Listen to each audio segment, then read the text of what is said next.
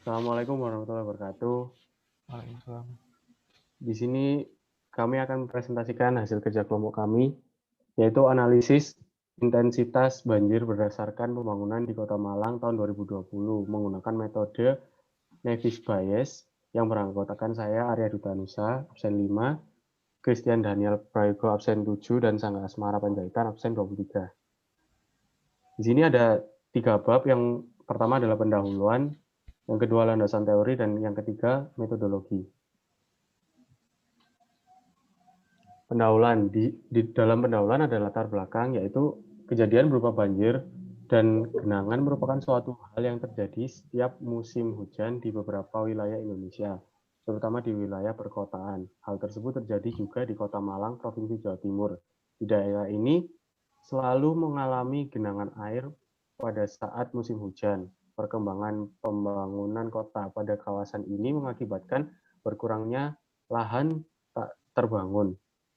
Hal inilah yang merupakan pemicu terjadinya peningkatan volume air pada permukaan tanah dengan mengidentifikasi perkembangan penggunaan lahan dan mengkaji dampak dari perkembangan pembangunan lahan terhadap sistem drainase di Kota Malang. Selanjutnya adalah rumusan masalah. Yang pertama adalah apa yang dimaksud metode Naive-Bayes, dan yang kedua, bagaimana menerapkan metode Naive-Bayes untuk menganalisis intensitas banjir berdasarkan pembangunan. Selanjutnya ada batasan masalah. Yang pertama, perizinan mendirikan bangunan. Yang kedua, fungsi bangunan. Yang ketiga, perizinan lingkungan sekitar. Yang keempat, dampak bangunan bagi lingkungan sekitar. Dan yang kelima adalah berapa lantai bangunan yang akan dibangun. Manfaat. Yang pertama adalah dapat mengetahui persentase intensitas banjir di Kota Malang selama tahun 2020, dan yang kedua adalah bisa memetakan beberapa persentase intensitas banjir yang disebabkan pembangunan yang izinnya kurang lengkap. Yang kedua, Selanjutnya, landasan teori. Studi literatur. Dalam jurnal penelitian yang berisi berupa format file, studi literatur pada penelitian ini adalah kegiatan ilmiah yang dilakukan untuk menemukan jawaban suatu permasalahan, dan yang tujuan akhir adalah memberikan kontribusi teoritis atau praktis pada pengembangan ilmu yang bersangkutan. Dasar teori Naive-Bayes classifier merupakan sebuah metode klasifikasi yang berakar pada teorema Bayes. Metode klasifikasi yang dengan menggunakan metode probabilitas dan statistik yang dikemukakan oleh ilmuwan Inggris Thomas Bayes, yaitu memprediksi peluang di masa depan berdasarkan pengalaman di masa sebelumnya, sehingga dikenal sebagai teorema Bayes. Ciri utama dari metode ini adalah asumsi yang sangat kuat naif akan tendensi dari masing-masing kondisi atau kejadian. Fungsi dari Naive-Bayes adalah mengklasifikasikan dokumen teks seperti teks berita ataupun teks akademis. Yang kedua, sebagai metode machine learning yang memakai probabilitas. Tiga, untuk membuat diagnosis medis secara otomatis. Yang keempat, mendeteksi atau menyaring spam. Kelebihan dari Naive-Bayes bisa dipakai untuk data kuantitatif maupun kualitatif, tidak memerlukan jumlah data yang banyak, tidak perlu menyiapkan data termin yang banyak.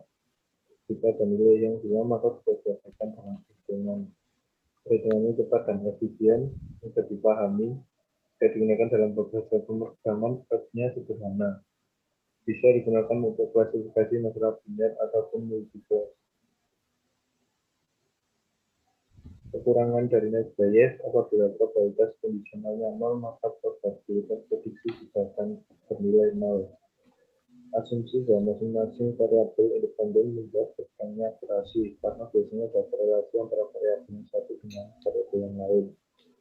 Yang ketiga, keakuratannya tidak bisa diukur menggunakan satu probabilitas saja, butuh bukti lain untuk membuktikannya.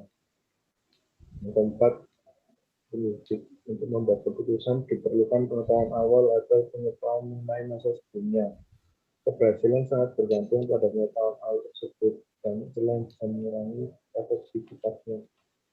Yang kelima, dirancang hanya untuk mendeteksi kata-kata saja, tidak berupa gambar. Ini adalah data teoris penyebab terjadinya banjir. Yang pertama, perilaku manusia seperti perubahan tata guna lahan, faktor kondisi alam, ini tentang permukaan bumi seperti kemiringan lereng. Yang ketiga, faktor perubahan iklim seperti kenaikan muka air laut. Yang ketiga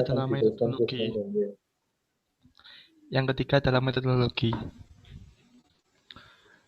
Penelitian dilakukan di kampus Politeknik Negeri Malang. Data yang didapat dari peta ataupun sarana lainnya yang diambil dari instansi-instansi terkait.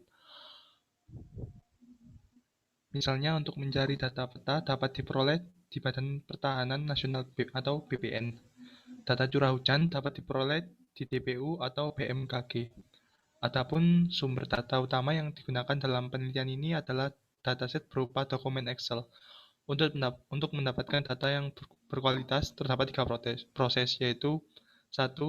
Data selection, 2. Data cleaning, 3. Data transformation. Desain sistem.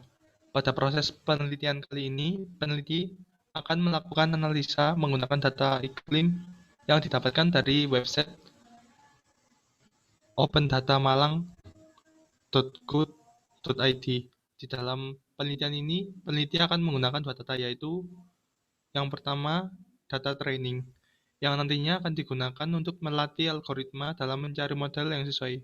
Yang kedua, yaitu data akurasi, data kedekatan hasil pengukuran dengan nilai sesungguhnya. Desain sistem. Pada penelitian kali ini, peneliti juga akan melakukan seleksi pada jumlah atribut yang terlalu banyak dan tidak semua atribut menjadi syarat atau atribut penentu, sehingga yang digunakan hanya 3 atribut diantaranya. Yang pertama yaitu tahun, yang kedua bulan, yang ketiga yaitu intensitas hujan. Untuk berikutnya, karena pada penelitian kali ini kami ingin menentukan besarnya persentase dari data yang tidak terlalu besar namun tetap memiliki tingkat akurasi yang baik, maka kami memilih metode Navier Bayes. Untuk alur kerja metode Navier Bayes terdiri dari berbagai berikut. Yang pertama, yang analisis kebutuhan sistem dan perangkat. Untuk mendukung proses penelitian kali ini, hardware yang digunakan ialah yang pertama yaitu laptop dan yang kedua adalah HP. Sedangkan untuk softwarenya sendiri ada 1 sistem operasi Windows, 2 Draw.io, 3 Google Collabority, 4 Microsoft Word dan Excel, yang kelima web server Google Chrome. Uji coba selanjutnya adalah uji coba sistem. Tahap pengujian sistem yang akan dilakukan dengan menggunakan Google Collabority, yang mana dengan program ini peneliti akan mengolah semua data yang ada untuk diterjemahkan ke dalam bahasa Python. Dengan alur kerja disesuaikan dengan metode Navier Bayes. Nantinya untuk hasil pengguna data training dan data akurasi dari metode Navier Bayes akan dijadikan pedoman dalam menyimpulkan tingkat persentase kasus banjir di Kota Malang selama tahun 2020.